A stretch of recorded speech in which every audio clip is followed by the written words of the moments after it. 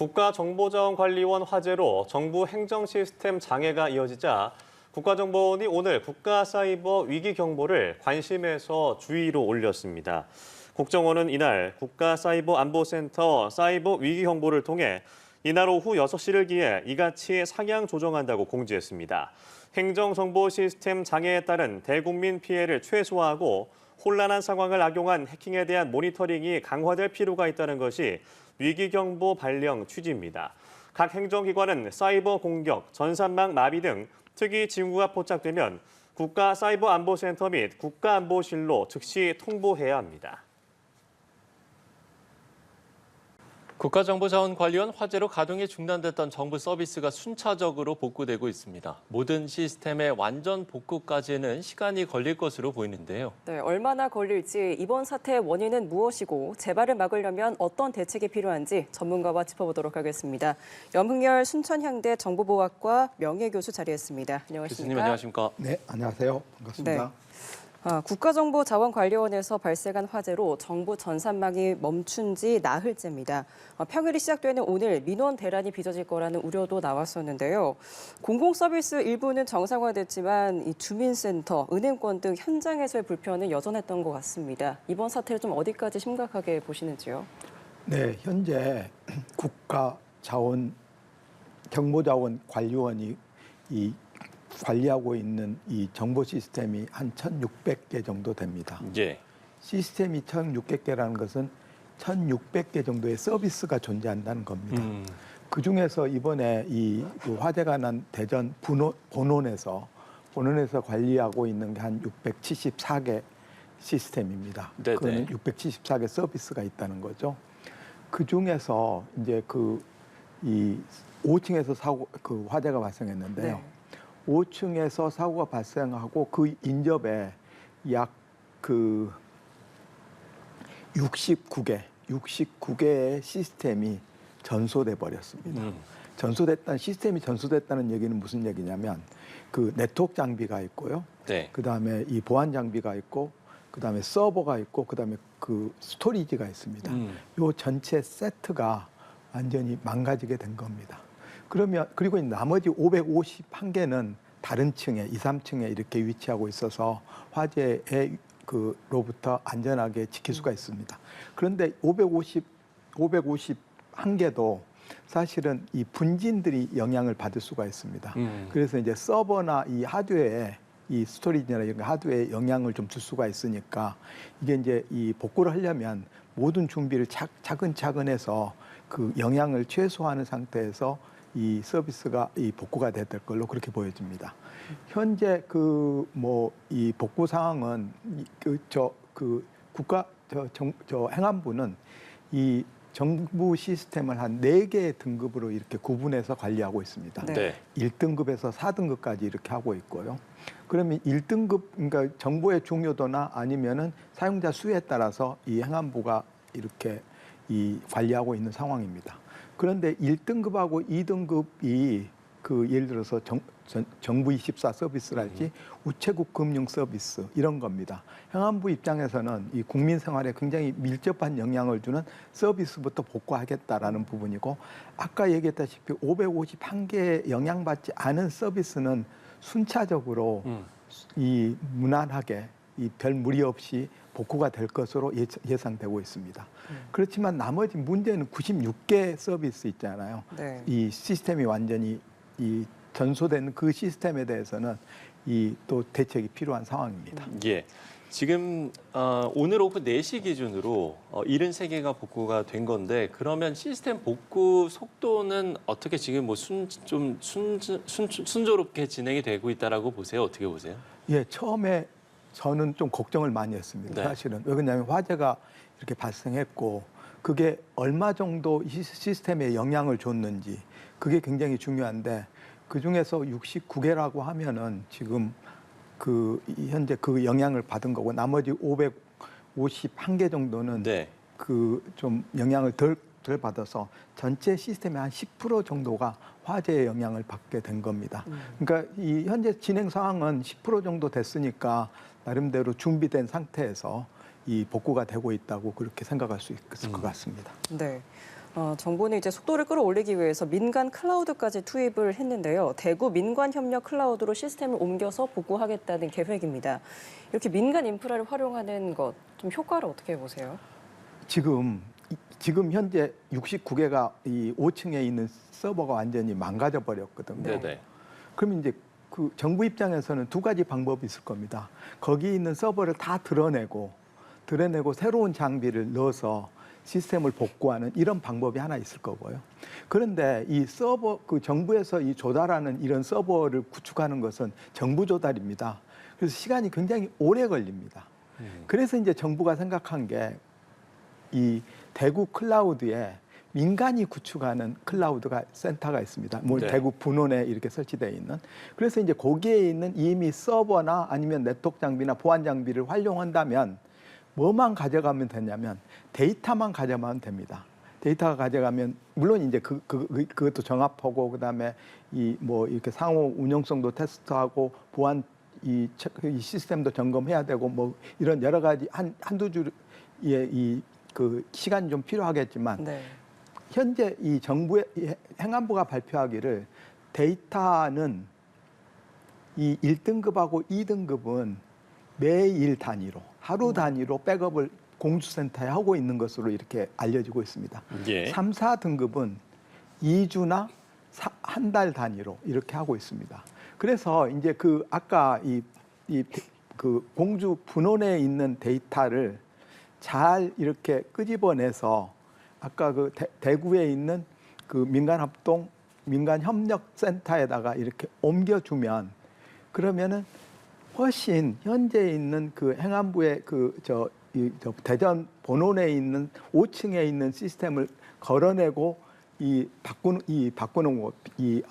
바꾸는 것보다 훨씬 더 시간이 작게 드는 측면이 있습니다. 그래서 정부는 한 2주 정도 이렇게 생각하고 있습니다. 2주도 사실은 이렇게 짧은 시간은 아닌데요. 근데 정부가 2주를 얘기하고 있기 때문에 한 2주 정도는 서비스가 이 전체 복구되기는 까지는 기다려야 될 것 같다는 생각이 듭니다. 예. 네.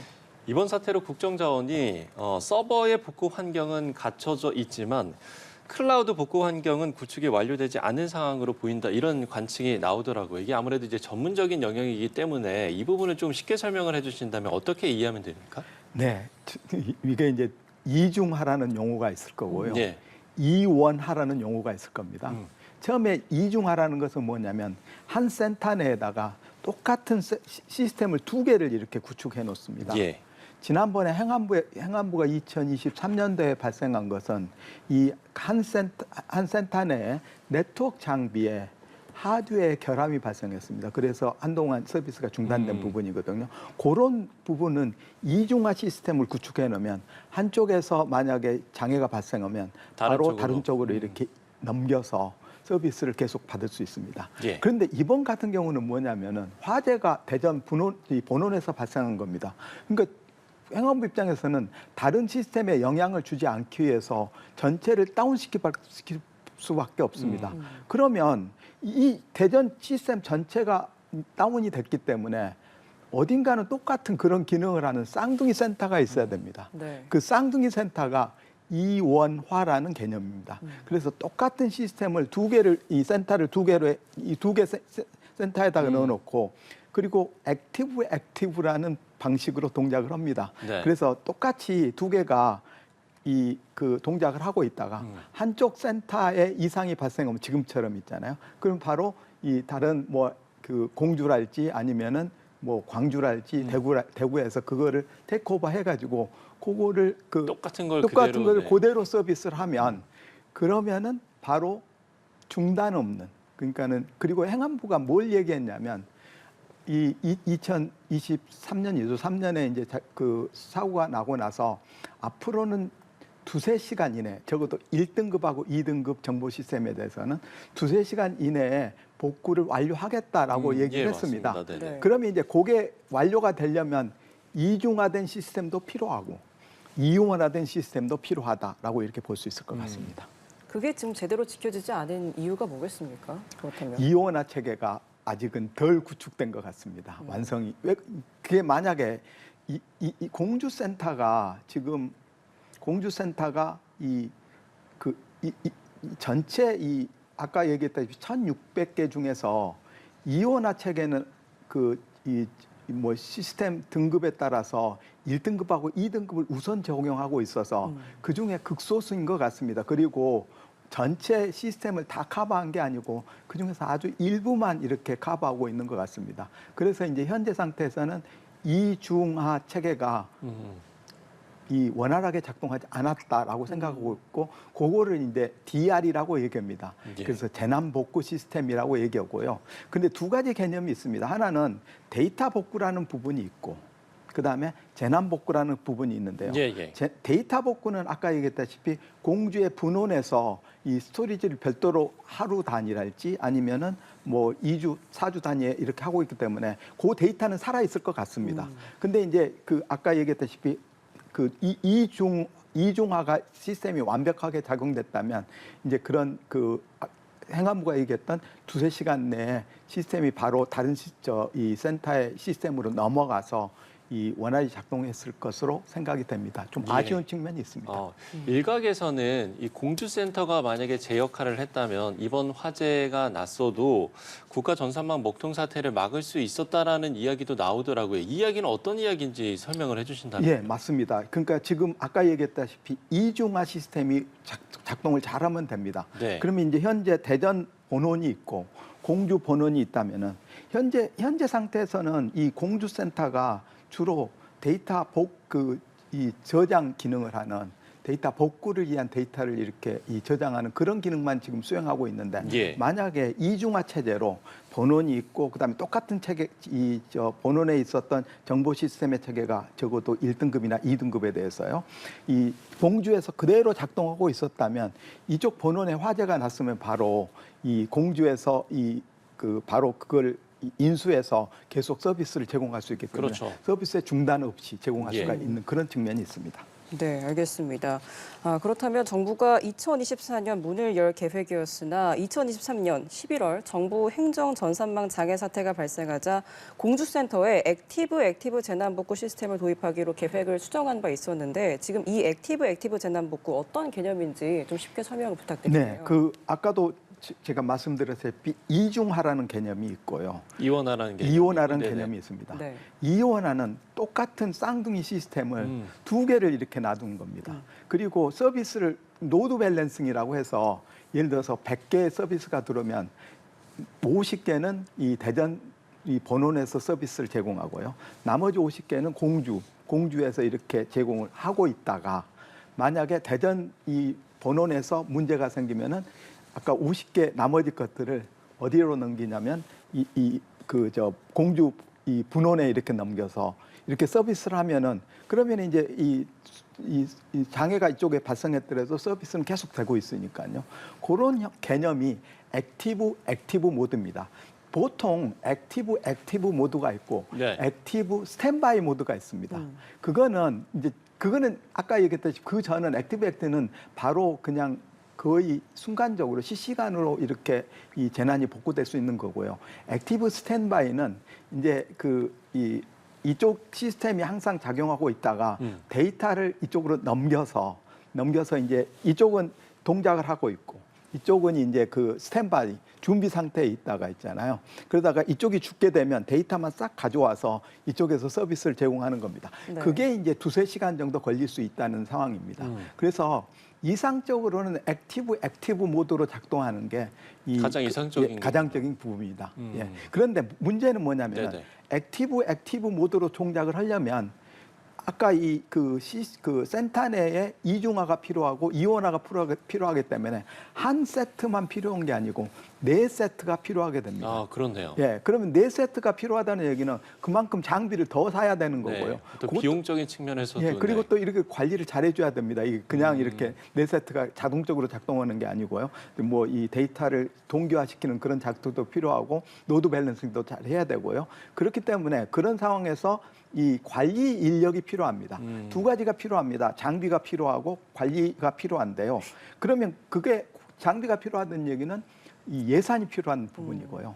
관리가 필요하다는 것은 누군가는 해줘야 되니까 사람이 해줘야 되는 거니까 인력이 필요하다는 겁니다. 네. 이 두 가지가 더 필요하다라고 이렇게 볼 수 있을 것 같습니다. 예, 지금 이제 자연스럽게 앞으로 이제 이런 사태가 다시 발생하지 않으려면 어떤 대책이 필요할까 이 부분으로 지금 이제 귀결이 되고 있는 것 같은데 관리 인력과 장비를 이야기를 해주셨거든요. 이 부분과 관련해서 조금 더 첨언해 주실 부분이 있으실까요? 네, 우리가 이제 AI 시대에 돌입하고 있고요. 네네. 우리 정부가 AI 3대 강국을 목표로 하고 있습니다. 그런데 모든 이 사이버 보안은 모든 정보통신 서비스의 기반이 되고 있습니다. 그렇죠. 만약에 사이버 보안이 무너지면은 정보통신 서비스 자체는 사상 누각일 수밖에 없습니다. 그래서 그러면 이제 우리가 지금까지 민간에서 뭐 이렇게 사고가 났을 때 질타한 것들이 뭐냐면 CEO가 이 보안에 관심이 없었다. 그리고 투자를 많이 안 했다. 네. 그리고 조직에 있어서 보안 문화가 성숙하지 못했다라는 것들을 계속 질타해 왔습니다. 네. 이번 경우는 정부가 이제 이 비난을 받을 소지가 있습니다. 그래서 앞으로 정부가 이제 행안부만의 힘으로는 될 것 같지는 않습니다. 왜냐하면 아까 얘기했다시피 예산이 필요하고 인력이 필요하기 때문에 예산 당국의 협조가 필요할 것 같습니다.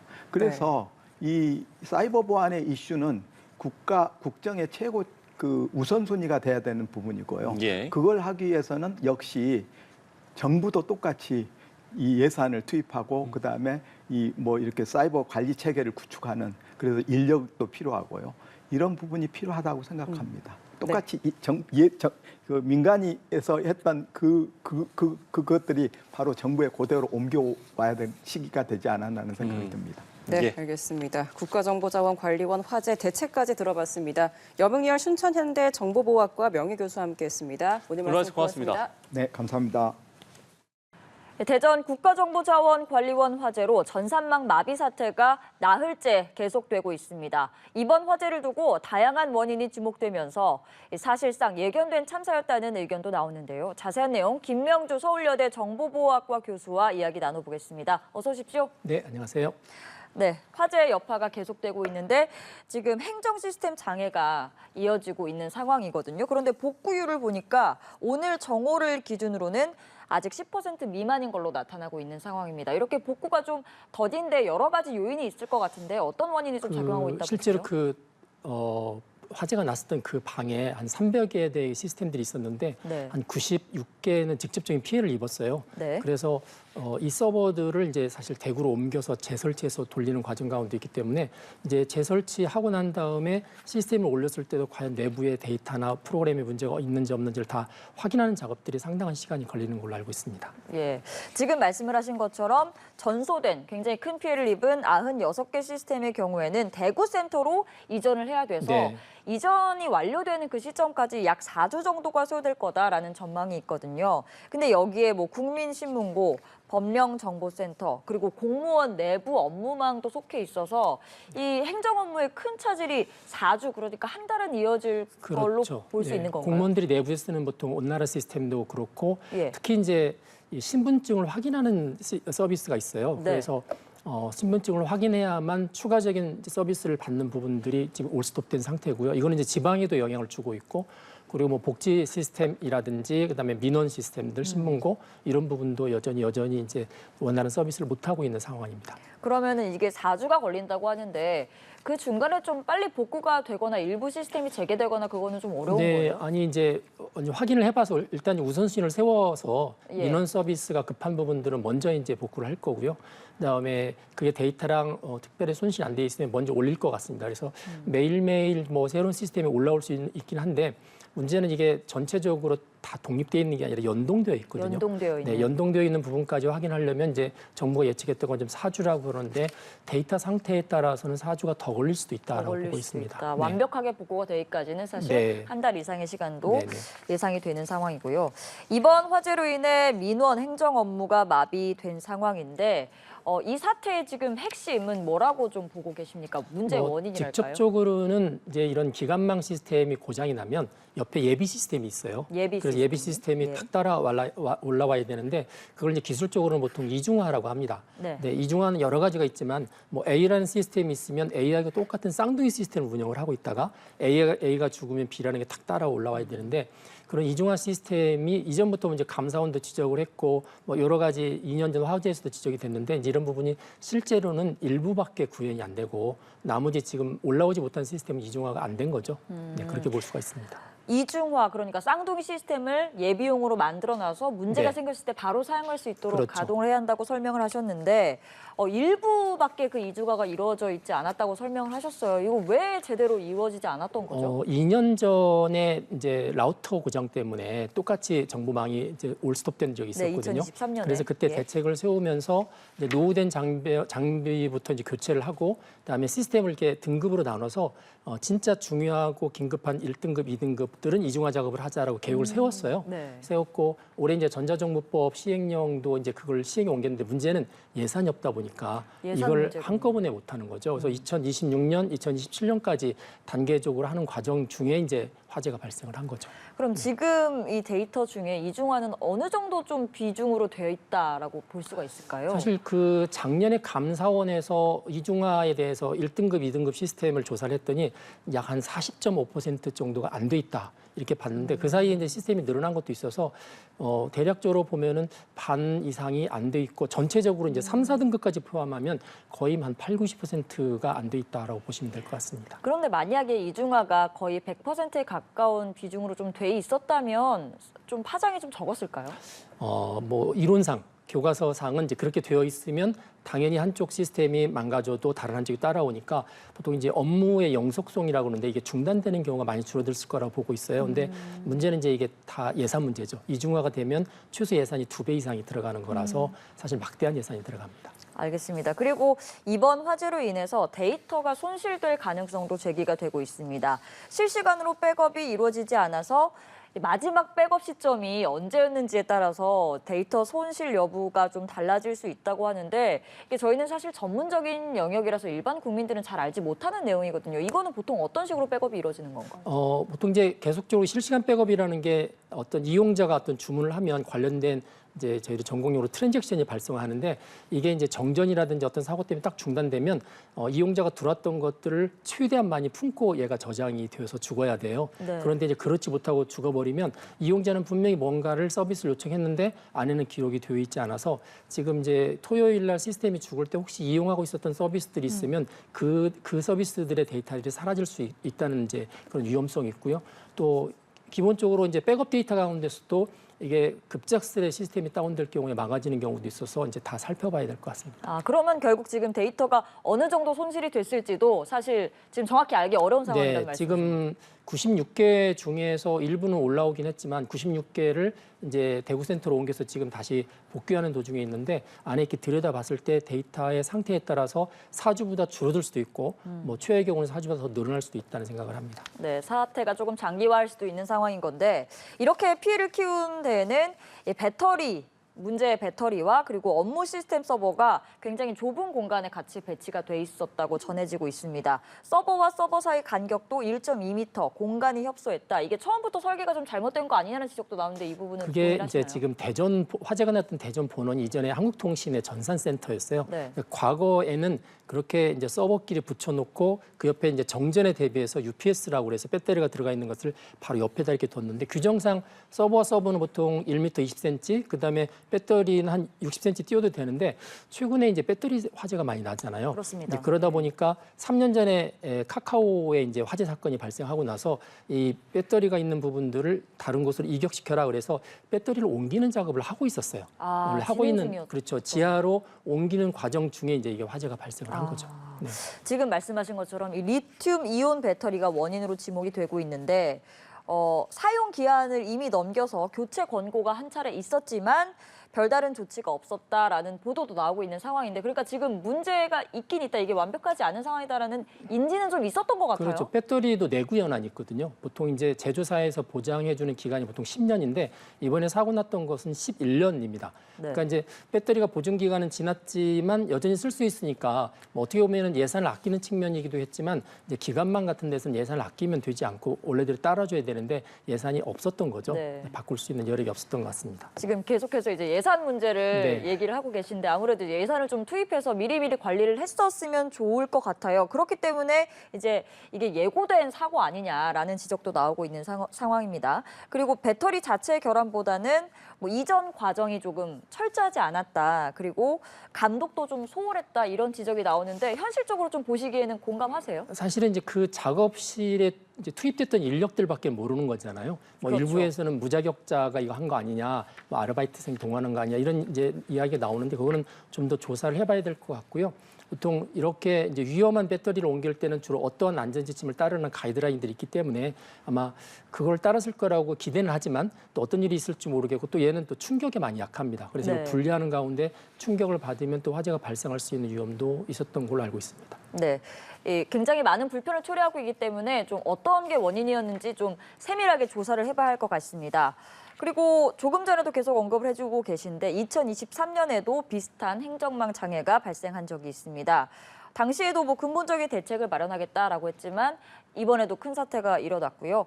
계속 이런 상황이 생길 수밖에 없는 건 말씀하신 것처럼 예산이 가장 큰 원인인가요? 네, 예산이 가장 큰 문제고 예산보다 조금 더 앞쪽에 있는 게 이제 중장기 계획이에요. 중장기 네, 계획이요? 이 시스템을 바꾸는 것들이 1, 2년 사이에 벌어지지 않기 때문에 사실은 뭐 한 5년, 6년, 심지어 어떤 경우는 10년 사이클로도 바꿔야 됩니다. 근데 아시는 것처럼 저희가 이제 여야가 계속 자주 바뀐 상황이 벌어졌고 그러다 보니까 이제 중장기적인 계획이 잘 이루어지지 못했고요. 이전 정부도 그랬고 지금 정부도 사실 인수위도 없이 지금 출발을 한 거잖아요. 예. 그러니까 이제 이런 것들을 다 들여다볼 수 있는 시간적인 여유가 계속적으로 없었던 것 같습니다. 조금, 그러다 보니 네. 이제 예산도 충분히 확보 못했고 마스터 플랜도 잘 세우지 못했다 이렇게 보고 있습니다. 중장기적인 계획을 세워서 그에 맞게 예산을 편성을 네, 해서 좀 맞습니다. 미리미리 관리를 했어야 하는데 그런 면에서는 여야가 사실 이 부분은 이제 갈라져서는 되지 않고 그렇죠. 협력해서 이제 국가의 전체 기관망이기 때문에 좀 협력해서 중장기적인 계획도 세우고 예산도 협력하는 게 맞다는 생각을 합니다. 지금까지 말씀하신 내용은 굉장히 근본적인 해결책인 것 같은데 또 일각에서 나오는 이야기가 일부가 아닌 전체 시스템에 대한 이중화를 무조건 의무화해야 한다라는 이야기도 있고 백업 체계도 다시 좀 새로운 방법을 적용해야 한다라는 네. 의견도 있고 뭐 민영화에 대한 이야기도 있는데 종합적으로 봤을 때 좀 어떻게 생각하시는지 여쭤볼게요. 이게 김대중 대통령 때부터 저희가 디지털 혁신을 이제 추진해서 2010년경에는 저희가 이제 우리나라가 전자정부 1등을 계속 했습니다. 유엔에서 보통 전자정부 평가를 2년마다 한 번씩 하는데 계속 1등을 하다가 최근에 이제 3위, 4위까지 떨어졌거든요. 근데 이제 1, 2로 올라선 나라들을 보면 되게 덴마크라든지 작은 나라들이고 예. 이 작은 나라들이 이런 전산 센터를 자기들이 직접 확보하지 않고 민간에 있는 클라우드 서비스를 이용합니다. 이제 그런 면에서는 우리가 정부가 모든 데이터와 시스템, 하드웨어를 다 안고 가는 게 아니라 이제는 조금 가볍게 민간의 어떤 자원들을 좀 쓸 수 있는 거로 사고의 전환이 좀 필요하지 않을까. 이게 이제 전체적으로 들여봐야 되는 이제 관점 중에 하나라고 볼 수 있는 거죠. 네, 네. 아무래도 위험 부담이 좀 큰 만큼 다양한 방안을 좀 생각해봐야 할 것 같습니다. 오늘 말씀 여기까지 들어보겠습니다. 김명주 서울여대 정보보호학과 교수였습니다. 고맙습니다. 감사합니다. 네, 국가정보자원관리원 화재로 가동이 중단됐던 647개 업무 시스템 중 55개가 복구됨에 따라 우체국 우편 서비스 등의 일부 서비스가 재개됐습니다. 하지만 복구까지는 최소 2주 정도 소요될 것이라는 전망도 나오는데요. 피해를 입은 국민들에 대한 보상 방안도 주목받고 있습니다. 한편 윤 전 대통령이 오늘 진행된 내란 혐의 재판에 또 불출석한 가운데 보석 신문 결과가 언제 나올지도 관심입니다. 관련 소식들 허주연 변호사와 함께 짚어보겠습니다. 어서 오세요. 어서 오십시오. 안녕하세요. 예. 자, 현재 정부 전산망 마비를 불러온 국정자원관리원 화재 원인을 조사 중인 경찰이 오늘 현장 관계자들 대상으로 수사력을 집중하고 있습니다. 어떤 조사가 좀 이뤄질까요? 제일 중요한 것은 원인 파악일 것입니다. 예. 그러니까 최초로 발화가 시작된 원인이 무엇인지를 파악하고 그 원인에 따라서 이렇게 관리를 하지 못한 이유가 무엇이냐 여기까지 이어지는 수사를 할 거라는 생각이 드는데요. 문제는 지금 배터리가 불에 다 녹아있는 상태이기 때문에 국과수의 정밀 감식이 필요합니다. 그래서 정확하게 교체 작업 도중에 무엇을 원인으로 배터리에서 최초로 정도로 발화가 시작됐는지 일단 파악을 해야 되는 상황이고요. 예. 그렇게 하기 위해서는 정밀감식이라는 어떤 물리적인 조사 외에도 인적 조사도 필요합니다. 당시 현장에서 13명이 있었다 이렇게 국정자원 관계자가 얘기를 하고 있는데 작업자도 있었고 국정자원 관계자도 있었을 수 있습니다. 일단 배터리 교체 작업을 했던 작업자 7명은 순차적으로 지금 소환돼서 조사가 진행이 중인 상황이고요.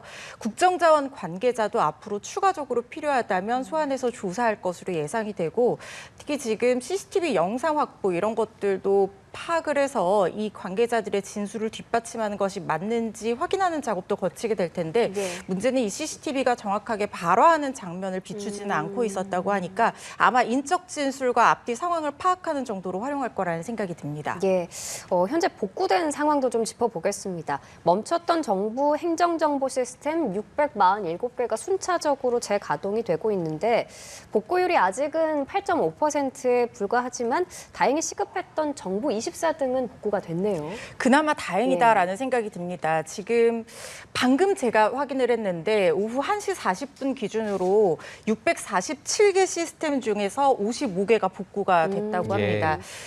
복구가 된 것 중에 가장 눈에 띄는 것이 말씀하신 이 정부 24와 우체국 이 금융 서비스거든요. 이게 대국민 영향이 굉장히 큰 서비스들이기 때문에 아마 정부에서도 최우선으로 복구 작업을 진행한 것으로 보입니다. 정부 24에서는 각종 민원 서류 발급, 굉장히 중요한 대체 불가능한 기초 서류 발급이 가능한 곳입니다.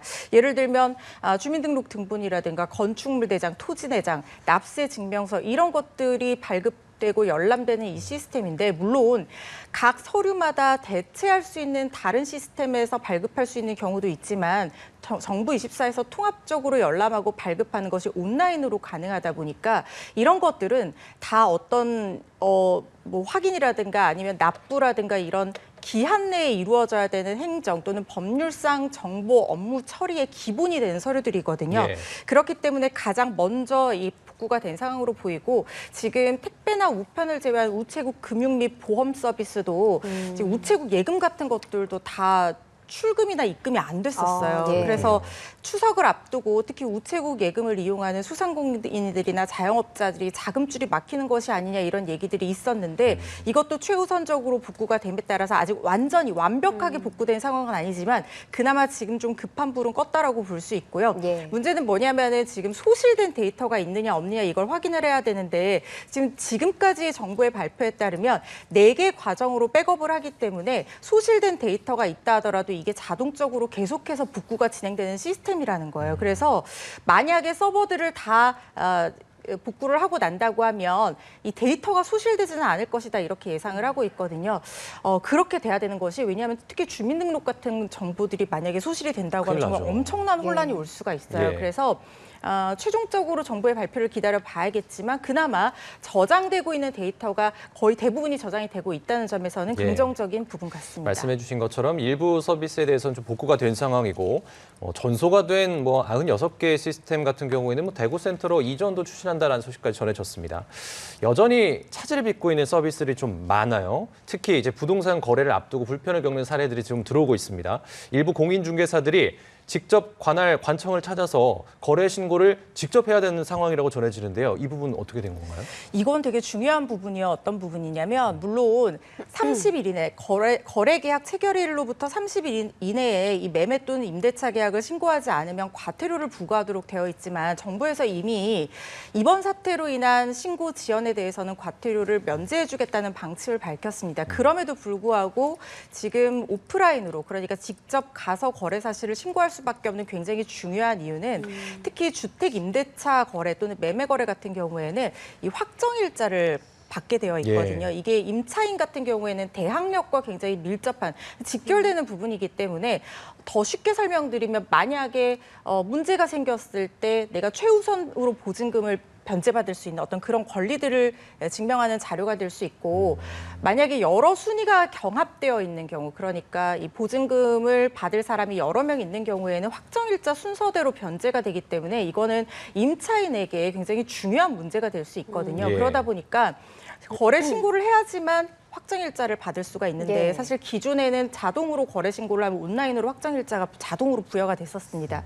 근데 지금 그렇게 하기 어려운 상황이다 보니까 과태료 부과 여부와 관계없이 직접 가서 신고를 해서 분쟁 소지를 최소화하는 것이 중요하다고 판단해서 지금 뭐 공인중개사들뿐만 아니라 임차 계약을 맺은 임차인들 또는 임대인들도 이렇게 직접 가서 신고를 하고 있는 상황으로 읽힙니다. 예, 지금 국가 행정 시스템이 먹통이 되니까 불편한 게 한두 가지가 아닌데 전국 화장시설 예약 서비스 접속도 막힌 겁니다. 그래서 유족과 장례식장 직원들이 화장을 예약하기 위해서 일일이 전화를 돌리는 상황도 빚어졌다고 하는데 좀 황망한 상황에서 또 많은 분들이 불편을 겪으셨을 것 같아요. 맞습니다. 이게 지금 가족을 잃은 것도 예. 굉장히 슬픈 일인데 지금은 대부분 화장을 해서 매장을 한다 하더라도 화장을 해서 그렇죠. 진행을 하는 경우들이 거의 대부분이거든요. 그런데 문제는 뭐냐면 사람이 사망을 하면 이게 미루어지지 않고 바로 화장이 이루어져야 되는데 이걸 온라인으로 원래는 예약을 할 수 예. 있도록 해서 공백이 최소화되게끔 하는 어떤 시스템들이 갖추어져 있었습니다.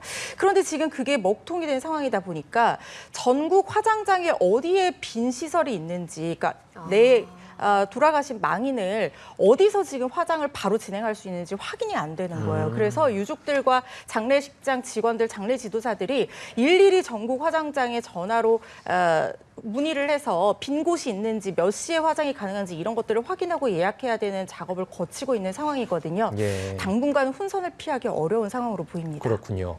자, 정부 전산망이 마비되면서 서울 소상공인을 지원하는 서울신용보증재단의 업무 시스템도 불통이 좀 뛴 상황입니다.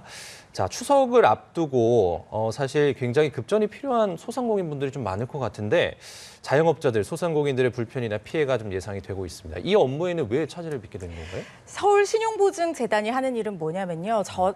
저리로 뭐 자영업자나 소상공인들이 좀 좋은 어떤 조건으로 대출을 받을 수 있도록 보증을 해주는 겁니다. 그러니까 담보를 일종의 인적 담보를 제공을 해주는 역할을 하고 있어요.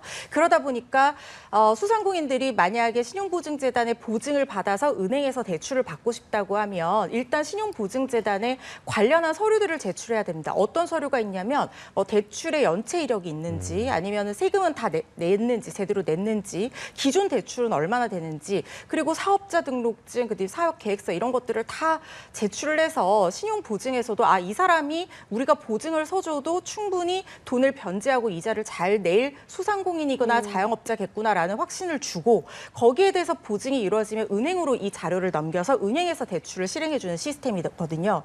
그러다 보니까 1차적으로 소상공인이나 자영업자들이 보증재단에 가서 제출할 수 있는 자료를 받는 것 자체가 지금 어려운 상황이고요.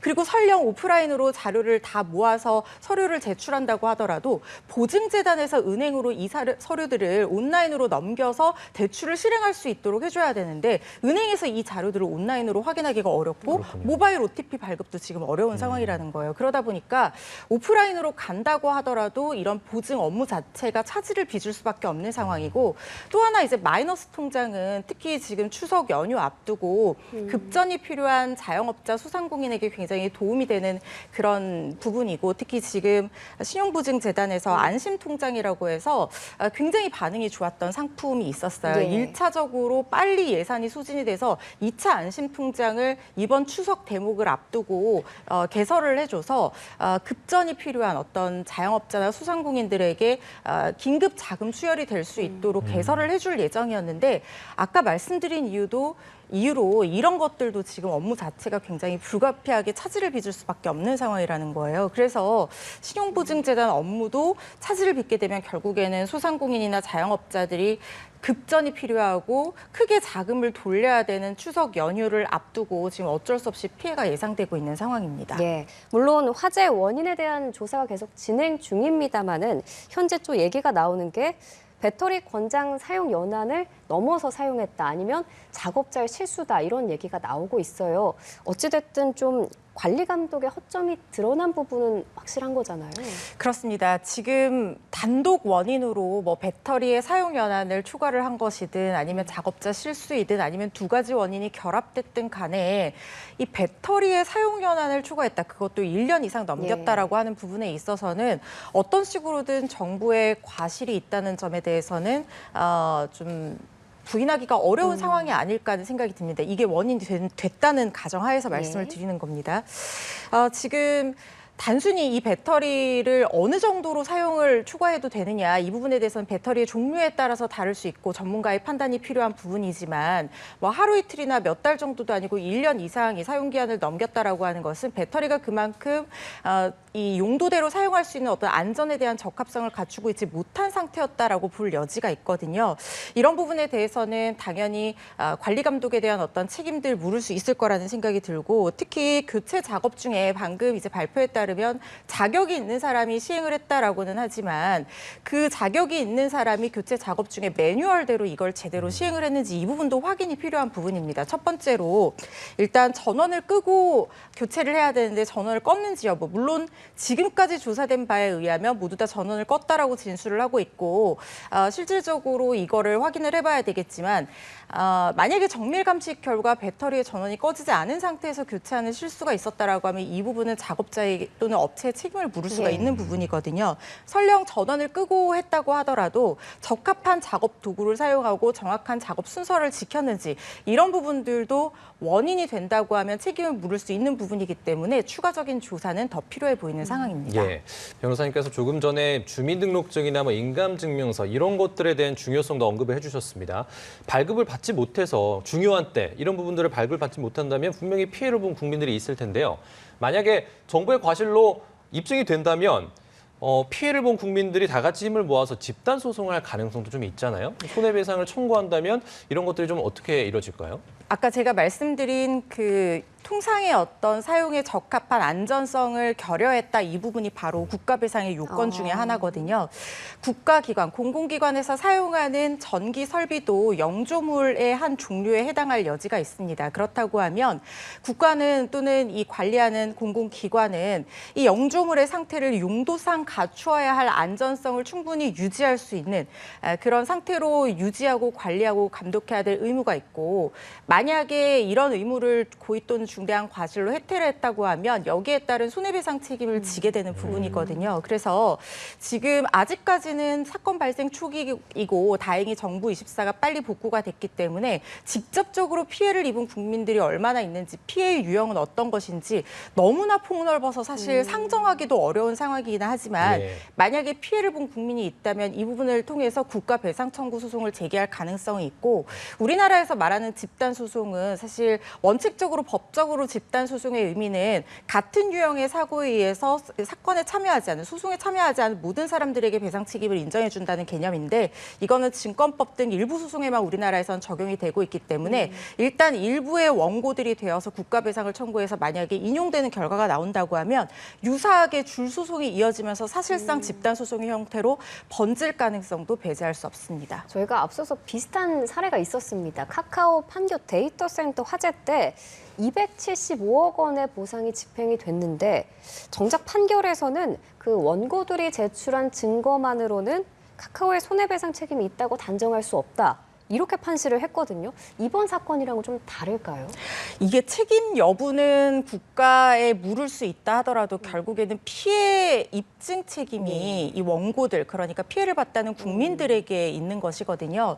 사실 카카오 사태 때는 카카오 메시지가 먹통이 되면서 어떤 피해를 봤다는 국민들이 이렇게 소송을 제기를 했었지만 문제는 뭐냐면은 대체할 수 있는 우회 수단이라는 문자 메시지가 있었다는 겁니다. 그렇기 때문에 이 피해가 오로지 카카오톡 먹통 사태가 원인이 돼서 발생한 피해다라는 것을 입증하는 데 실패했다는 얘기거든요. 그래서 패소를 하게 된 건데, 이번 사태 같은 경우에는 첫 번째로는 이런 뭐 주민등록증, 인감증명서 이런 것들을 제때 발급받지 못해서 어떤 피해가 생겼다라고 하면 일단은 대체 불가능한 국가에서 발급하는 증명서라는 점에서 카카오 때보다는 우회 수단이 없다고 평가될 여지도 있습니다만, 문제는 뭐냐면 정부 24가 상당히 빨리 복구가 됐습니다. 이런 부분들이 변수가 될 수 있습니다. 그러니까 주민등록증을 발급하는 데 주민등록 등본을 발급하는 데 있어서 다른 우회 수단, 오프라인으로 발급을 한다든가 이런 것들이 충분히 물리적으로 가능한 상황이었다라고 하면 설령 피해가 발생했다고 하더라도 카카오 사태 때와 마찬가지로 이 손해배상 청구가 인용이 되지 않을 가능성도 있거든요. 예. 그러니까 피해를 주장하는 국민 측에서 이번 사태로 인해서 오로지 피할 수 없는 손해가 발생했다는 점에 대해서 입증할 수 있는 증거 자료, 뭐 거래가 불발됐다라든가 심각한 어떤 불이익을 입었다든가 이런 부분에 대해서 증빙 자료, 뭐 영수증이라든가 거래 내역, 서류 같은 것들을 충분히 확보하지 않는다면 이 소송에서 패소할 가능성도 있어 보입니다. 예, 알겠습니다. 빠른 시일 내에 행정 시스템이 다시 원복되길 바라보겠습니다. 자, 특검 수사 소식 넘어가 볼게요. 김건희 특검이 오늘 오전부터 한학자 통일교 총재를 다시 불러 조사 중입니다. 구속 후 두 번째 조사고요. 첫 번째 조사 때는 여러 건강상의 이유라던가 여러 이유로 4시간 반 만에 중단이 됐고요. 오늘 조사는 좀 장시간 이루어질 걸로 전망하십니까? 지금 오늘 조사도 장시간 이뤄지기는 힘들 거라고 조심스럽게 예측을 해봅니다. 왜냐하면 지속적으로 건강상의 이유를 통해서 불출석 의사를 피력해 왔고 지금은 조사가 이루어지고 있지만 앞으로 지금 한학자 총재 측에서 구속 적부심을 청구할 가능성까지도 보도가 되고 있는 상황이거든요. 지금 구속 적부심을 청구를 한다면 그 사유는 아마도 건강상의 이유를 가장 중요한 사유 중에 하나로 제시할 가능성이 높은데 지금 장시간 조사를 견딘다고 하면 건강상의 이유로 구속 적부심을 청구했을 때 오히려 불리하게 되는 그런 상황이 될 여지도 있습니다. 그렇기 때문에 계속해서 건강상의 이유를 들면서 장시간 조사는 회피할 거라는 생각이 듭니다. 네, 이번 주 금요일부터 이제 긴 연휴가 시작이 되는데 특검이 연휴 시작 전에 현재 구속 수사 중인 권성동 의원이랑 김상민 전 검사를 줄줄이 구속 기소할 거라는 전망이 나오고 있습니다. 이제 구속 기한도 거의 다 만료가 돼가고 있는 거죠? 그렇습니다. 지금 통상적으로 지금 구속된 경우에는 20일 안에 기소를 하지 않으면 풀어줘야 되는 상황이거든요. 그런데 연휴 기간 중에 구속 기간이 만료되는 경우에는 통상적으로 연휴 전에 구속 기소를 마무리하는 것이 일반적입니다. 왜냐하면 연휴 중에는 아무래도 인력이 좀 부족할 수 있고 자칫 구속 기한을 넘겨버리면 애써 확보한 신병을 계속해서 확보하지 못하고 풀어줘야 되는 상황이 있을 수 있거든요. 지금 말씀하신 권성동 의원 등은 연휴 기간 중에 4일에서 7일 사이에 대부분 구속 기간이 만료가 되기 때문에 아마 연휴 전에 기소할 거라는 예측이 됩니다. 그렇군요.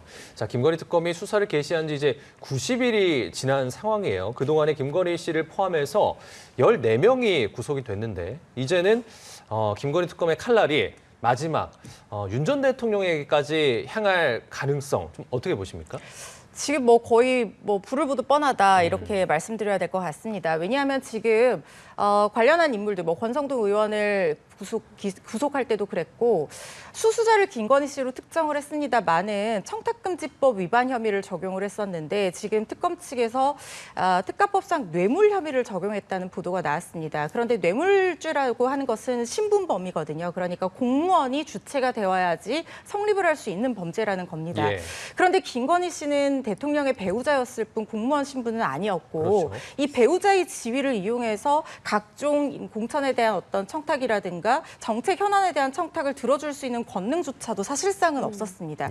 그렇다고 하면 배우자의 지위를 이용해서 대통령에게 영향력을 행사해서 대통령이 직접적으로 이런 부분에 대해서 청탁을 들어줄 수 있는 그런 상황이 됐다. 그래서 뇌물을 수수, 요구 또는 약속한 것이다. 이런 부분에 대한 입증이 돼야지만 이 뇌물죄로 처벌을 할 수가 있는 것인데 지금 뇌물죄로 처벌하려고 혐의를 가닥을 잡았다라고 하는 것은 김건희 씨와 윤석열 전 대통령이 사실상 암묵적인 의사 합의 하에 서로가 마치 한 몸이 된 것처럼 이 뇌물을 받고 어떤 청탁을 들어주려는 어떤 그런 시도가 있었다. 그리고 그걸로 인해서 뇌물을 받았다라는 것까지 특검 측에서 어느 정도 입증할 수 있는 정황을 포착한 상황이다. 이렇게 봐야 될 것 같다는 생각이 들거든요. 당연히 윤 전 대통령에 대한 수사가 이어질 거라는 생각이 들고요. 두 사람이 같이 뇌물죄로 기소가 되어야지만 이 부분 혐의 적용이 가능한 부분입니다. 그리고 오늘 오전에는 윤 전 대통령 내란 혐의 재판이 열렸는데 불출석을 했습니다. 12차례 연속 불출석인데 지난주 금요일에 있었던 그 추가 기소된 재판에는 나왔었잖아요. 오늘은 왜 안 나온 건지 궁금하고 오늘 불출석이 앞으로 있을 이제 보석 결과에도 영향을 미치지 않을까요? 일단 지금 첫 번째 질문 같은 경우에는 오늘 불출석한 이유는 사실 그동안의 기조를 그대로 이어온다고 보시면 됩니다. 물론 지난 공판 때 출석을 하면서 첫 공판 개시일이기 때문에 출석을 했다라고 윤석열 전 대통령 측에서는 얘기했지만 그보다는 보석 신문이 이어졌기 때문에 예. 해당 보석 신문에서 본인이 변소를 하기 위해서 직접 출석했다고 보는 것이 더 합리적으로 해석될 여지가 있다라는 생각이 들고 그렇기 때문에 오늘은 다시 공판에 출석하지 않는 기존의 기조를 이어간다 이렇게 생각이 되고요. 보석이 지금 보통 받아들여지려면 좀 일찍 나옵니다. 그러니까 보석 청구를 하고 신문이 기일이 종료가 된 이후에 통상적으로 일주일 정도 안에는 나오는 것이 일반적인데 이런 경우에는 받아들여지는 경우에 좀 나오는 것이 일반적이고요. 받아들여지지 않는다고 하면 길게는 다음 공판기일 때 불허한다라는 결정이 같이 나오는 경우도 있습니다. 그런데 윤 전 대통령의 보석 청구는 받아들여지지 않을 가능성이 상당히 높다는 생각이 드는 게 말씀하신 것처럼 지금 본인이 유리한 어떤 재판에는 출석을 하고 그렇지 않은 경우에는 출석을 하지 않으면서 풀어주면은 재판에 출석하겠다라고 하는 것은 오히려 재판부에서는 풀어줬을 때 재판에 더 성실히 응하겠다는 확신을 주기가 어려운 상황으로 해석될 여지가 있습니다. 특히 1.8평 방에서 생존이 힘들다라고 얘기를 하는 것도 사실상 구치소에서는 이렇게 그러니까 견디는 것이 어려운 환경이 될 수밖에 없는 게 너무나 당연하거든요. 그런 부분은 피고인의 변소로서는 좀 적합하지 않다고 재판부에서 판단할 가능성이 높고 다만 이제 건강상의 이유가 변수가 될 수 있을 것 같은데요. 건강상의 이유를 얼마나 잘 소명했는지에 따라서 보석 여부가 결정되겠지만 큰 변수는 지금까지 나오는 내용으로는 없어 보인다는 생각이 들어서요. 받아들여지지 않을 가능성이 높다고 전망합니다. 그렇군요. 보석 허가 여부는 나오는 대로 저희가 또 전해드리고요. 자, 내일은 전직 총리였던 한덕수 전 총리가 처음으로 이제 법정에 섭니다. 윤 전 대통령 재판처럼 한 전 총리의 첫 재판 중계도 지금 허가된 상태인데요. 다만 CCTV 증거조사 과정 등 일부 내용은 중계 대상에서 제외가 됐습니다. 어떤 내용은 허용하고 어떤 내용은 제외됐고 이유가 뭘까요? 일단 원칙적으로 내란 특검법에 따라서 피고인 또는 특검 측의 신청이 있는 경우에는 재판 중계를 예외적인 경우를 제외하고는 허용해 주도록 되어 있습니다. 그렇다면 지금 일부를 제외하고 그러니까 CCTV 증거조사를 제외하고 나머지는 비식별화 조치, 개인정보나 이런 것들에 위배될 가능성을 고려해서 모자이크 처리라든가 음성 변조 등을 통해서 비식별화 조치를 하고 공개를 하도록 결정이 됐는데 CCTV 증거조사 부분은 제외가 된 이유는 이게 예외 사유에 해당한다고 판단했기 때문으로 보입니다. 예를 들면 특검 측이 물론 신청도 있었고요. 예를 들면 CCTV가 비추는 곳이 대통령실이기 때문에 보안구역입니다. 이런 부분들이 만약에 무작위로 공개가 됐을 때 어떤 국가 보안이라든가 보안 유지라든가 이런 것들에 좀 장애가 될 우려가 있다고 판단을 한 부분이 아마 이 CCTV 안에 포함이 되어 있을 것이고 이 부분은 비식별화 조치로도 가리기 어려운 부분이라고 판단했을 가능성이 있습니다. 그래서 특검 측도 신청을 했고 재판부 측에서도 이 부분을 제외하고 중계하도록 허가해 준 상황으로 보입니다. 예, 알겠습니다. 오늘 사건 현장 허주연 변호사와 함께했습니다. 고맙습니다.